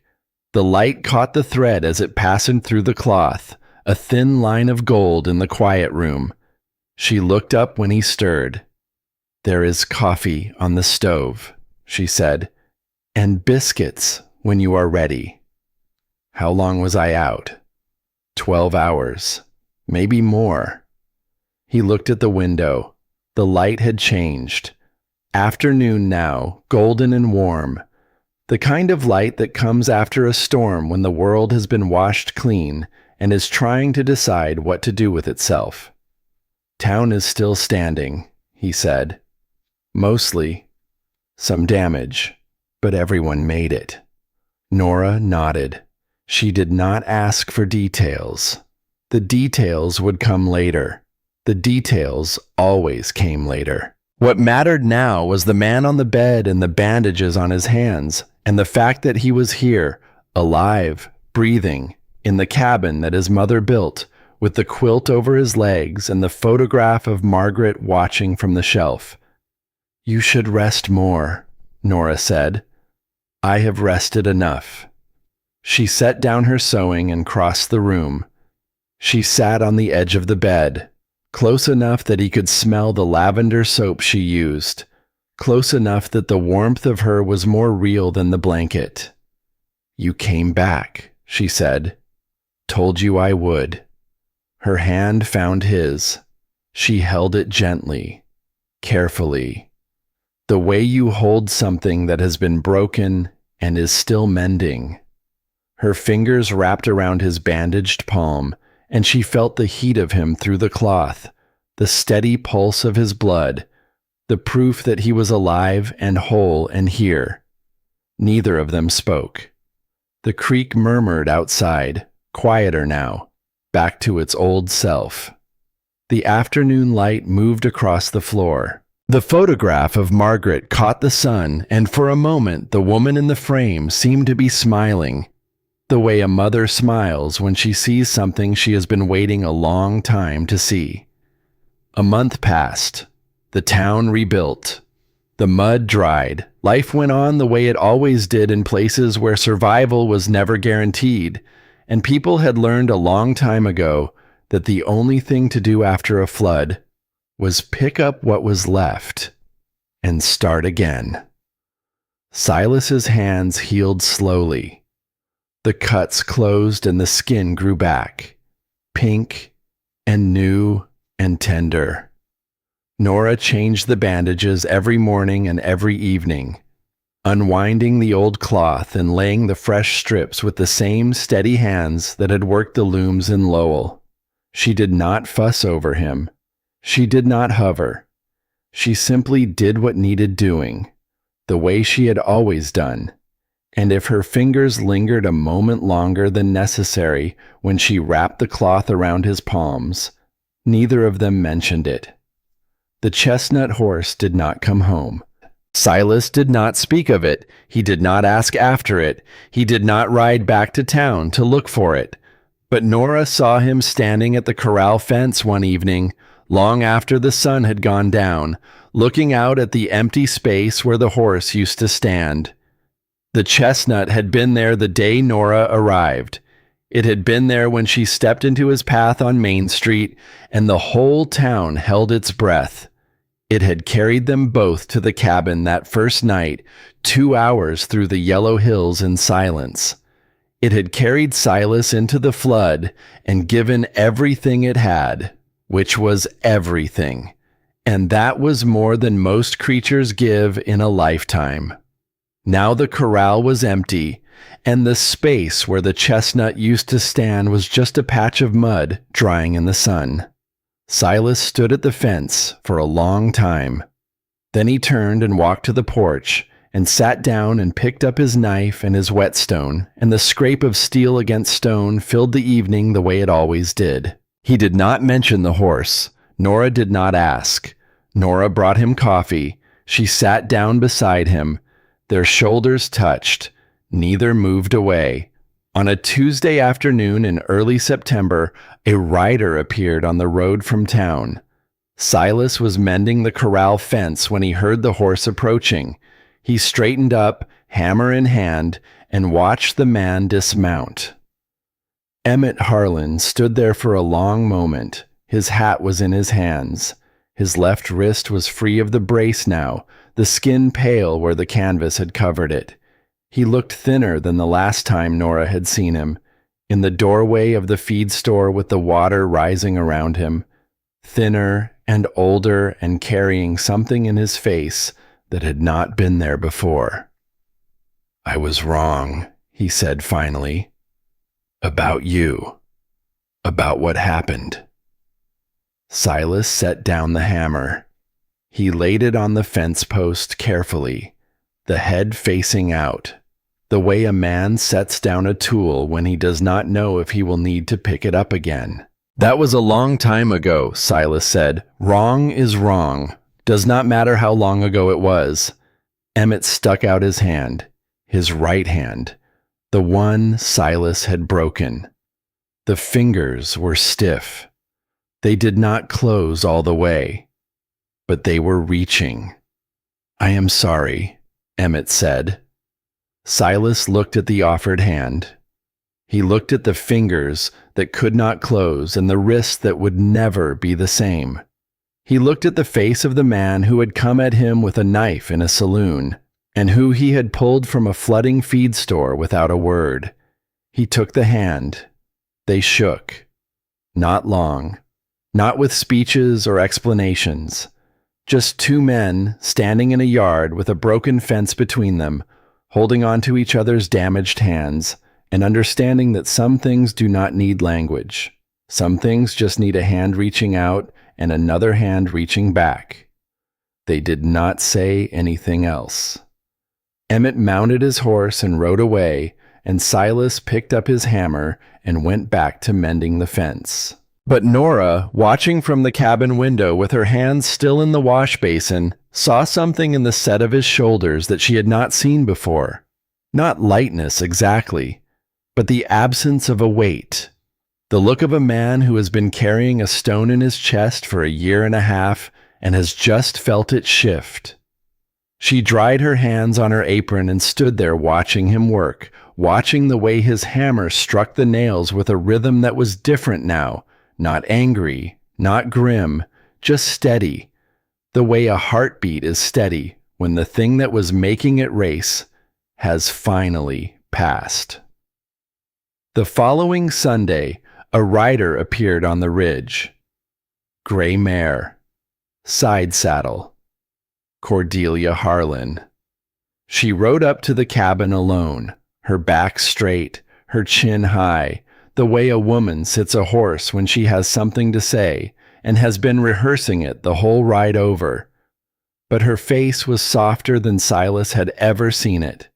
The hard lines around her mouth had eased. Her eyes, those small, sharp eyes that Nora remembered from the general store, were different now. They had seen something they could not unsee. They had watched a man they hated save the thing they loved most. And that kind of seeing changes the shape of a person whether they want it to or not. "Reverend Harrison will be riding out this way next week," she said. "I asked him to stop here, if you are agreeable." Silas frowned. "What for?" Cordelia Harlan looked at Nora, standing in the doorway with a dish towel in her hands. Then she looked back at Silas. "Seems to me you two ought to be married proper," she said, "if you are going to be living out here together." The words settled over the yard like dust after a horse passes. Silas did not move. Nora came down from the porch. She walked across the yard and stood beside him. Her shoulder touched his, the way it touched every evening on the porch, the way it had been touching for weeks now, steady and warm and sure. "We would like that," Nora said. "Very much." Cordelia nodded once, turned her horse, rode back over the ridge without another word. But before she disappeared, Nora saw her lift one hand and press it to her eyes. Just for a moment, just long enough. The wedding was small. There was no church, no crowd, no flowers ordered from a catalog, no dress from a shop window in Denver. Just the porch of the cabin and the valley stretching out below and the creek singing its endless song and the mountains standing where they had always stood, patient and unimpressed by the small important things that happened at their feet. The willow trees along the creek swayed in a breeze that was warm and soft, as if the land itself had decided to be gentle today. Reverend Harrison was a tall man with a sunburned neck and a Bible so worn the gold letters on the cover had faded to ghosts. He read the words in a voice that was quiet and plain, the kind of voice that does not try to make itself heard above anything, the kind that trusts the words to carry their own weight. The same words that had been read over couples for hundreds of years, words about love and honor and holding on, words that sounded different out here under the open sky than they did inside four walls. Out here the words had room to breathe. Out here, they sounded like they meant what they said. Cordelia Harlan stood as witness. Her grandson held her hand, the boy with the yellow hair, the boy Silas had pulled from the floodwater. He was quiet and solemn, and he watched the ceremony with the serious eyes of a child who knows he is seeing something important, even if he does not understand all of it yet.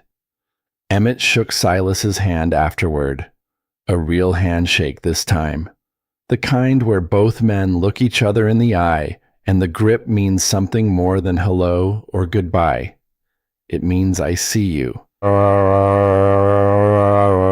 It means I was wrong. It means we can start again. Nora wore a white muslin dress she had sewn herself. The stitches were small and even, the stitches of a woman who had learned to slow down, who had learned that some things deserve more care than speed. She had sewn the seams with thread from Margaret's sewing box, cream thread along the hem. A line of yellow daisies embroidered at the collar, the same daisies she had stitched on the tablecloth, the same daisies that grew in the meadow behind the cabin. Margaret's thread, Margaret's flowers. Woven into a dress for the woman who had come to live in Margaret's house and had somehow, without meaning to, without asking permission, become part of the family Margaret had built. Silas wore a ring, not gold, not silver. A ring made from a copper penny he had hammered flat in the barn. The same penny his father had given his mother the day they were married. Samuel had told Margaret that he would buy her a proper ring when the ranch made money. Margaret had told him she did not want a proper ring. She wanted the penny because the penny was what he had, and what a man has is who he is, and she had chosen him. Nora had found the penny in a tin box under a loose floorboard near the stove. She had not been looking for it. She had been sweeping, and the board had shifted, and the tin box had been there, waiting, as if Margaret had left it for whoever came next, as if she had known, the way mothers sometimes know things, that the story was not over yet. After the ceremony, Nora went inside. She lifted the photograph of Margaret from the high shelf where she had placed it the day of the flood. She wiped the glass clean with her sleeve the way she had done the first day she walked into this cabin. She looked at the kind face behind the glass, the gray hair, the mouth that might have smiled easily once. She carried the photograph to the table and set it there, propped against the sugar bowl facing the room.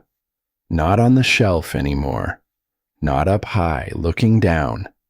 Here, at the table, where Margaret could see the embroidered tablecloth and the two chairs pushed close together and the light coming through the window and the life that was happening in the house she had built.